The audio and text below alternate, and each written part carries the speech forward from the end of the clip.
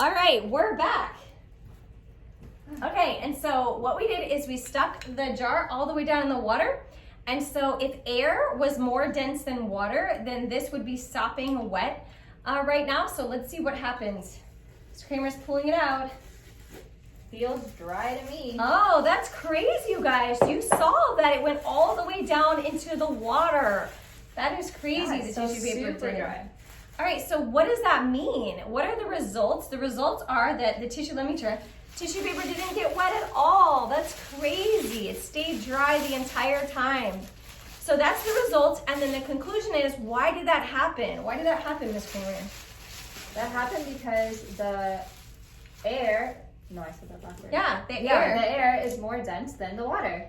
Right, so the water is gonna sink and the air is gonna stay in the container. Because if the water was less dense, the water would start to rise and it would go up inside. Another thing we want you guys to know today is something called air pressure. And so even air is a state of matter, it is a gas. And so even though you can't see it, it has molecules that are still there and it's still a state of matter. And so it still takes up space. So the reason why the water didn't go into the jar is because the air was completely filling it up. That's also, there's air pressure involved in that, okay? All right, we want you to do the 6 science experiment at home.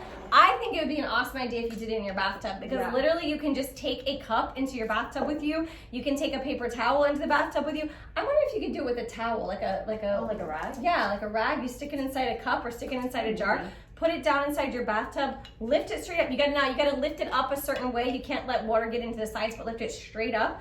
I don't think any water is gonna get inside of there because there's still gonna be air in there, okay? There's no room. Yeah, also when you guys do your science paper and there's the whole part where it says data, you guys need to look up information about density, air pressure, and water and write that information on there, all right? All right, have fun doing science. We love you guys. Science is so fun.